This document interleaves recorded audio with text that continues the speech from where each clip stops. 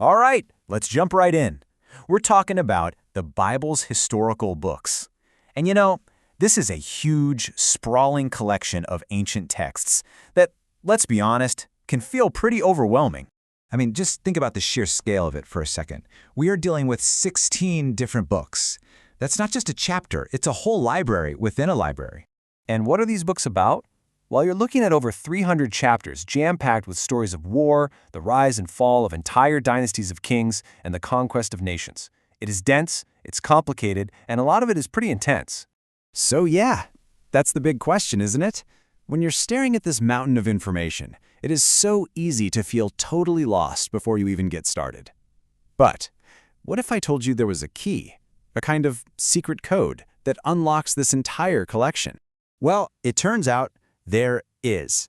For years, scholars have identified this powerful, unifying theme that runs right through the core of these books.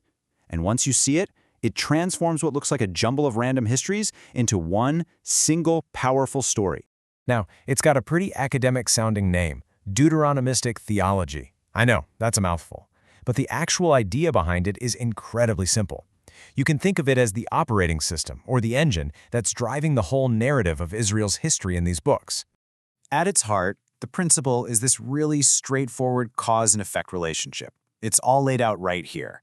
If the people of Israel obey God's law, the law found in the book of Deuteronomy, they get rewarded. Peace, prosperity, all the good stuff. But if they disobey, they get punished. Defeat, exile. Simple as that. That's the code. The scholar who really famously put this all together was Martin Noth. And his big idea was that the book of Deuteronomy isn't just the end of the Torah, the first 5 books. No, it's actually the introduction to the historical books. It sets up all the rules of the game. And all the books that follow, Joshua, Judges, Kings, they're basically the report card, showing exactly how Israel either succeeded or, more often, failed. So now that we have this code, we can actually start to organize this huge library. See, scholars don't just lump all 16 books together. They break them down into 3 distinct categories, and it really helps make sense of the whole collection. Okay, first up, you've got the primary history.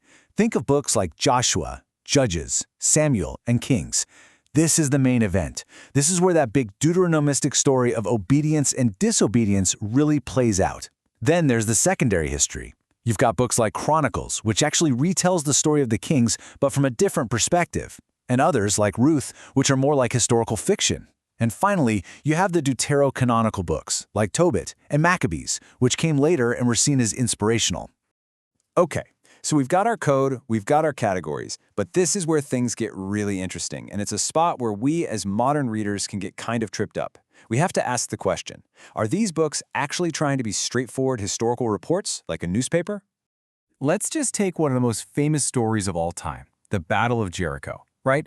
The book of Joshua gives this incredible account. Priests marching, trumpets blasting, and then boom, the city walls just miraculously crumble into dust. But did it really happen like that? Well, here's the twist. Modern archaeology suggests that around the time this conquest was supposed to have happened, Jericho was either barely occupied or might have already been a ruin. So what is going on here? Did the biblical author just get it wrong? No, not at all. And this is the absolute key to understanding these books. Their goal was never journalism. The ancient authors who put these stories together had a totally different purpose.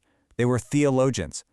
Their main job wasn't to report exactly what happened, but to communicate the meaning behind what happened, to tell a story that hammered home their central point about obedience and its consequences. And that, right there, leads us to the ultimate question. Why? Why go to all the trouble of writing this massive, theologically driven history? Who was this for? And the answer, well, it reveals the deeply human and deeply moving purpose behind this whole project. So just look at this timeline for a moment. The final version of this primary history, the main story, was put together around 560 BC. Now that is a critical date. Why? Because it's right in the middle of the Babylonian exile, just after the kingdom of Judah had been completely destroyed and its people dragged away from their homes. I mean, try to put yourself in their shoes. You have to imagine the audience reading this for the first time. They are a community in absolute crisis. They've lost their land, their sacred temple is a pile of rubble, and their kingdom is gone. They are asking these huge, painful questions. Why did this happen to us? Has God completely abandoned us? And this was the answer. The Deuteronomistic history was written first to explain their tragedy, to say, this happened because of our collective disobedience. But more than that, it was written to give them profound hope. By showing this repeating pattern, sin leads to punishment, yes, but repentance always leads to rescue. The story was a powerful message to the exiles that their situation was not the end. If they returned to God, God would be faithful, and they too could hope to regain their home.